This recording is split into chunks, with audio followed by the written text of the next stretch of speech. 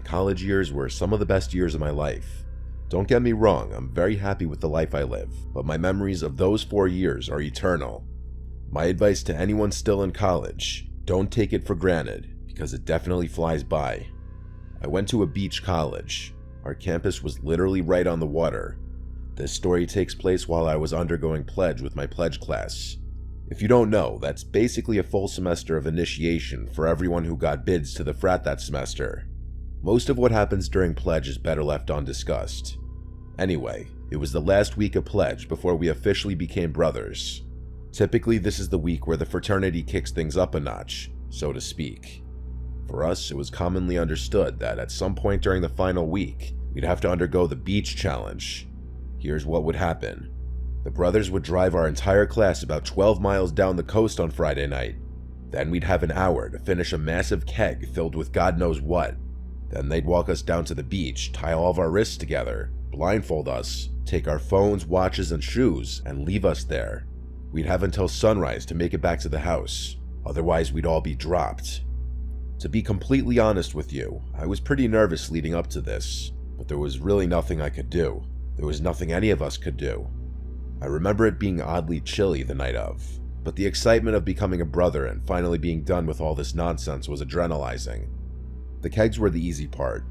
By this point, we were pretty comfortable with divvying up the alcohol and pulling trig if necessary. There were 15 of us. After tying us together, the brothers blindfolded everyone but Chandler, who was at the very front of the line. He was to be our eyes, but that's all the help we'd get. Our pledge master was this big Mexican guy named Ramirez, but he insisted we all call him Los Pollos, like the restaurant from Breaking Bad. He was a strange dude. He outlined the rules for us one last time, then joined the rest of the brothers and left. We were now on our own. I won't run you through everyone's names, but my closest friends in my pledge class were Chandler, Whitworth, Jackson, and Vikram. I was at the very back of the line, and Whitworth was directly in front of me. We began walking with Chandler leading us. It was hell. Without our phones, there really was no way of telling how much ground we were covering or how much time we had left. All we could do was keep walking. At first, we tried to liven the mood by talking and cracking jokes, but eventually that got old. After what I'll call 2 hours of walking, we were trudging along in complete silence, with the occasional stop for someone to throw up. I started to disassociate. Even the sounds of the ocean grew silent as I walked along, trapped inside my own head. It was completely silent. Suddenly, I felt a sharp tug on the rope around my wrists, so I took a few big steps forward and stopped, assuming Whitworth had fallen. Whitworth was a little more clumsy than most, so this kind of thing wasn't super surprising. I didn't really have the strength nor energy to ask him if he was alright, so I just waited. I must have been standing there like a statue for a full minute. Something felt off. I was just about to say something, when the rope around my wrists was pulled tight again. I resumed walking, pleased that Whitworth hadn't passed out. The trek resumed, and I drifted back into my zoned out phase, feeling terrible. I prayed we were closing in on the final stretch. We had to be. Just then, I took what must have been my 10,000th step, but something was different. Instead of hitting damp sand, my foot slapped the unmistakable thin layer of ocean water. I took a few more steps and the water got deeper, reaching up to my ankles. I was confused. Why would Chandler be leading us into the water? The rope pulled tight again, meaning Whitworth and everyone else in front of me was continuing to walk, so I did the same. I guess I figured someone needed to wash off their feet for whatever reason. If no one else was complaining though, I definitely wasn't going to start. The water remained ankle height for a while, advancing and receding with the sway of the waves. Just then though, I felt the water begin to rise again, until it was comfortably around my shins. Chandler was definitely screwing with us, which for the life of me I couldn't understand why. Wasn't this stupid activity painful enough? The water was only going to slow us down. Seconds later, it began to pick up on a faint sound in the distance. I craned my ears and began to recognize it. It was the sound of an idling boat engine. As we continued to walk, the drone of the engine only got louder, meaning it was getting closer, or I was getting closer to it. I was starting to get really uncomfortable. The water was almost up to my knees at this point. Finally, I broke what must have been hours of unspoken silence. Guys, what the hell are we doing in the water? I waited, confused as to why no one was answering me. "Guys," I asked again in a more concerned voice. Still nothing. I could feel panic begin to set in. Suddenly, my blindness was suffocating. I had to look around. I reached my wrists up towards my eyes in an attempt to undo my blindfold. As I did so, the rope yanked away from me, forcing my arms back down.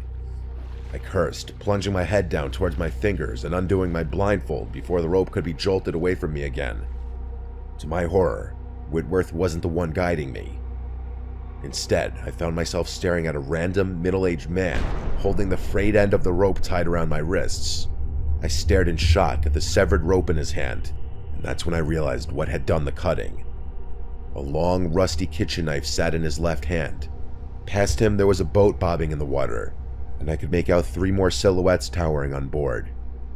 I screamed bloody murder before he had a chance to react, yanking my arms upward as fiercely as I could. At the same time, I lifted a foot out of the water and kicked his chest with all the strength I could muster. Luckily, the rope broke free from his grip. He grabbed my shirt to try and cushion his fall, but the fabric gave way with a deafening rip. He yelled as he plunged into the water with a huge chunk of my white pledge t-shirt, but I was already moving as fast as I could toward dry land, my wrists still tied. A few seconds passed before I heard a splash from further away. Someone had jumped off the boat. I didn't even look behind me, I just kept moving. I was about halfway to the sand when something whizzed right past my head, maybe a few inches from my right ear. It was the knife. I watched it shoot past me before disappearing into the water. I was in complete shock, but the adrenaline was doing its job. I got to land and for the first time looked back. There were 2 men in the water and 2 on the boat. They weren't chasing me anymore, just staring lifelessly in my direction. The closest man was still holding onto the white piece of my shirt that had torn off in the fray. I didn't waste another second. I ran up the beach and made it to the street. By this point, it was past sunrise, but my frat was the last thing I was thinking about. I flagged down the nearest car, and after pleading to use their phone, called the police. It was no use. By the time the cops showed up, the 4 men were gone, presumably off to wherever in that tiny little boat of theirs. I lied to the cops about what happened, worried that there might be repercussions for the frat. Luckily, they didn't ask questions. I didn't get too much crap from my frat brothers. They were actually more pissed at Chandler for not realizing what had happened, even though he swears he didn't hear a thing. After that, I became a brother, and things went back to normal. Well, normal for a while. A few weeks later, a couple of the guys and I were playing beach die in the sand behind the house when Jackson noticed something in the distance. There was a stick poking out of the sand, and tied to that stick was the white piece of cloth that had been torn from my t-shirt. The design on the ripped stick was unmistakable. It was my shirt. To this day, I have no idea how they knew which frat I was in. My brothers think they might have recognized the piece of my t-shirt, but I have a more sinister theory. I think it's very possible that they knew our frat would be sending us pledges on that beach that night, helpless and blind. I think they very well could have planned the whole thing around that stupid tradition, swooping in and kidnapping whoever they could. I was just unlucky enough to be in the back, which still gives me chills to this day. I still wonder what might have happened to me had I gotten on that boat. The police, as always, were useless. It's been nearly a number of years, and they never found anything.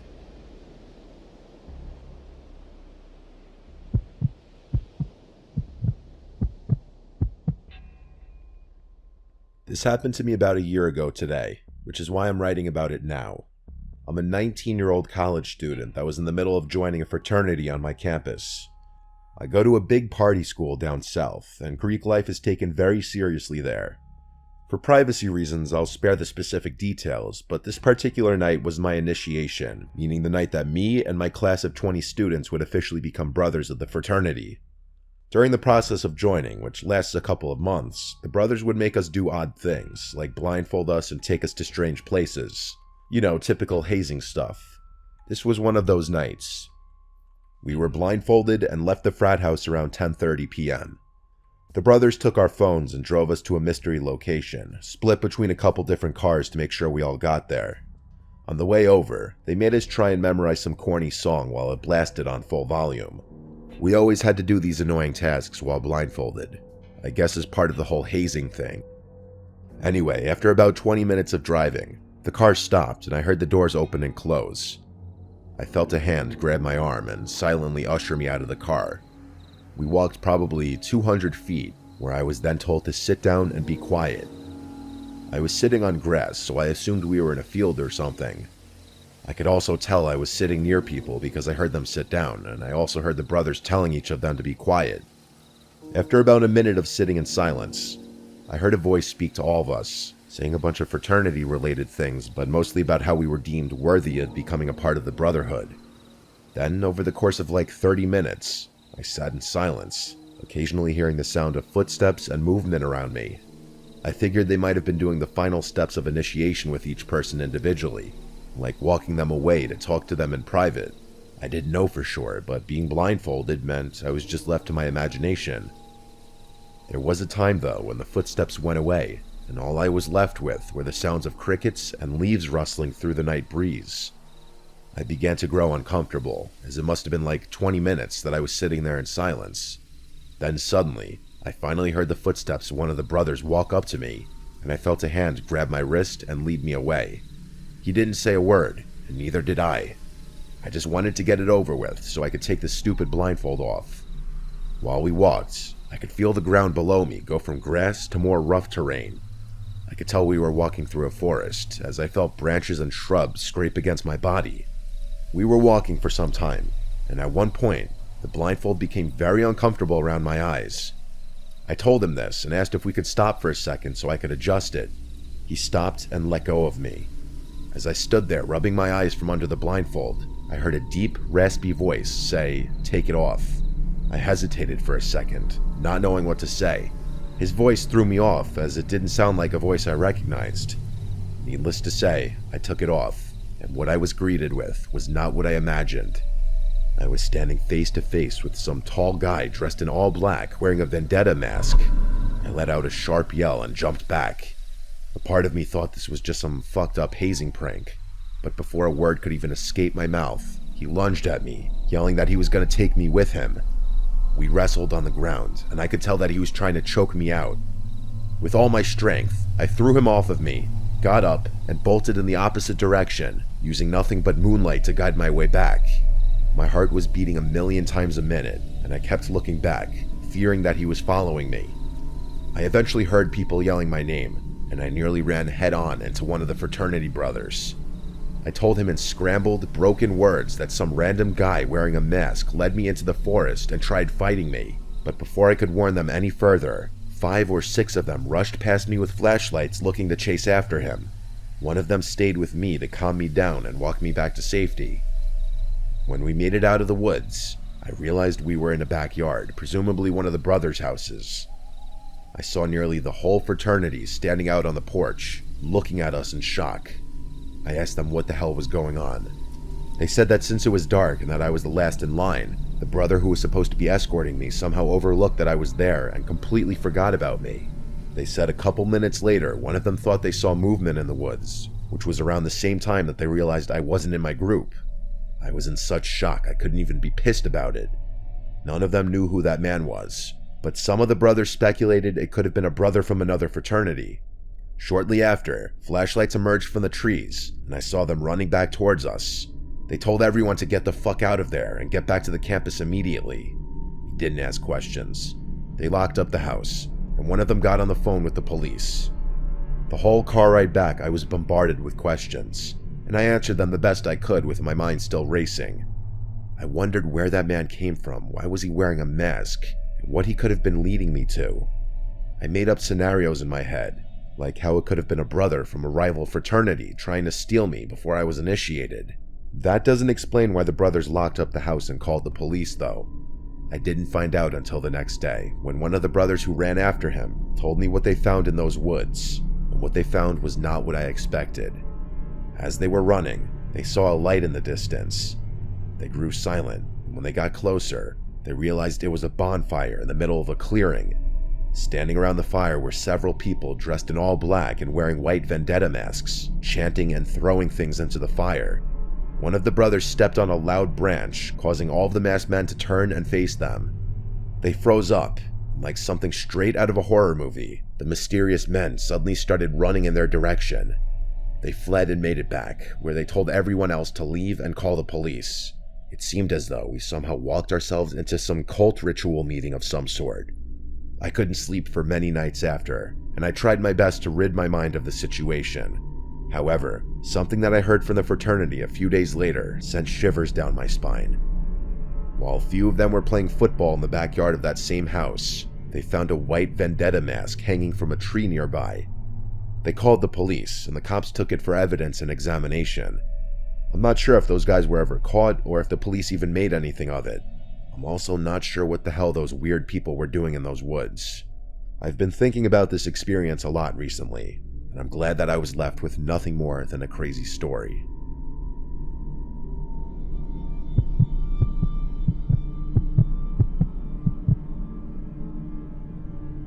It's been 8 years since I graduated from college. I went to Cooper Union, a small technical school smack dab in the middle of Manhattan. Going to school in New York City was amazing, and I wouldn't trade it for anything. We didn't have many frats back then, so I was sure to join whichever one I could just to ensure that I'd have parties to go to and whatnot. I was a relatively normal kid, so it wasn't too difficult to get a bid. Most of the pledge events were pretty tame, but I would soon find out what they were compensating for. I hope I don't get in trouble for divulging this story, but it happened so long ago that I figure it's safe to talk about. I doubt my old frat is still making their pledges even do this. I certainly hope they aren't. Anyway, the big thing that we do during our initiation was a subway crawl. I can't remember where exactly this was, but there was an old abandoned subway station that teenagers would typically explore. Our frat would make us enter from one of the active platforms, walk to the abandoned one, take some pictures, and then continue to the next active platform. We'd been given subway schedules to ensure that there was no chance a train would come around while we were vulnerable. We'd have plenty of time to get onto the abandoned platform, wait for one train to pass, and then make it to the next station. I know what you're probably thinking, but no, we didn't have to run from a train. The route was planned pretty well, and we all had a lot of leeway when it came to traversing the track. All we had to do was avoid the dangerous third rail and we'd be okay. I had been a big fan of urban exploring before college, so this was honestly more exciting than nerve-wracking for me. It was some random weekday at like 3 a.m. when our frat brothers made us go down into the subway. I'm pretty sure they picked this time because trains were very infrequent and we'd be protected at all costs. There were about 10 of us. I'm telling you, it was a pretty small school. You don't need to know everyone's name, but I should mention that my closest friend in my pledge class was an Albanian dude named Riker.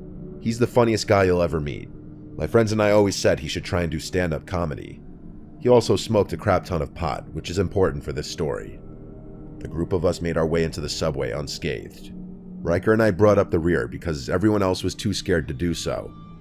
It was really dark in there, and our frat brothers had only given us 2 flashlights to share. Those flashlights and a single cheap film camera were all we had. At first, I was entrusted with one of the flashlights for being in the back, but I quickly gave it up to one of my pledge brothers who was whining about not being able to see. Not even 30 seconds into the walk, and Riker had his first genius idea. He pulled out a pre-rolled joint from his jacket and grinned, motioning for me to stop. "I don't have enough to share," he whispered, flicking his head in the direction of the other guys who hadn't noticed what we were doing. Against my better judgment, I obliged. Heck, when was I going to get the chance to light up in a subway tunnel again? The 2 of us smoked while we watched the other guys travel further away from us, their echoing laughter beginning to fade out. We finished the pot, and we were a considerable distance behind the pack. Riker's stuff was really strong, and I found myself a little more absent-minded than I wanted to be. My tolerance was definitely not as high as his. The 2 of us picked up the pace to catch up with the rest of the group, but Riker noticed something in our way. We didn't have a light, so all we could see was the silhouette of someone in the dimly lit tunnel lights. I strained my eyes a little more. There was definitely a person in there, just standing motionless in the middle of the track, facing us. It was honestly a little creepy. "David?" called Riker, his voice piercing the silence of the tunnel. The person on the track didn't respond. Just then, David's voice called back to us from further up the line. The 2 of us froze. This person in front of us was a stranger. As if David's voice was some kind of switch, the person on the track started full-on sprinting towards us. The 2 of us turned around and bolted back the way we came. Being as high as I was, I felt like I was going to have a panic attack. The figure's sprint was eerily silent, as if we were being chased by a shadow. The sky must have been impossibly light. Riker's grip on my arm tightened, his goofy confidence completely gone. "Faster," he hissed, the fear in his voice mimicking my own. I knew we still had some time before the next train came, but running in the wrong direction just felt wrong. Riker must have thought the same thing, because he frantically pulled me to the side, motioning for us to cross the divider onto a different track. In hindsight, we probably could have continued running back to the original station, but I was so high that I just followed Riker blindly. We made it across the divider and sprinted back in the direction of the abandoned station. Things were even more terrifying now, though. We had literally no idea when a train was going to barrel down towards us on this track, but at least we were heading in the right direction. I hoped Riker's maneuver was enough to shake whoever was chasing us, but apparently it wasn't. Whoever was behind us also crossed the divider and kept running after us. The problem was there were only a few places where the divider could be crossed, so we'd have to pray we found another one before a train came. Turning around to the one we just used was no longer an option. My heart was thumping, but Riker and I were able to widen the gap between us and our pursuer. We kept running though, looking for a place to cross, but with no luck. Riker started cursing repeatedly, and I started feeling like throwing up. We kept running, still searching for a place to cross. Just then, the track started vibrating, and we could see light beginning to poke through at the distant end of the tunnel. A train was coming.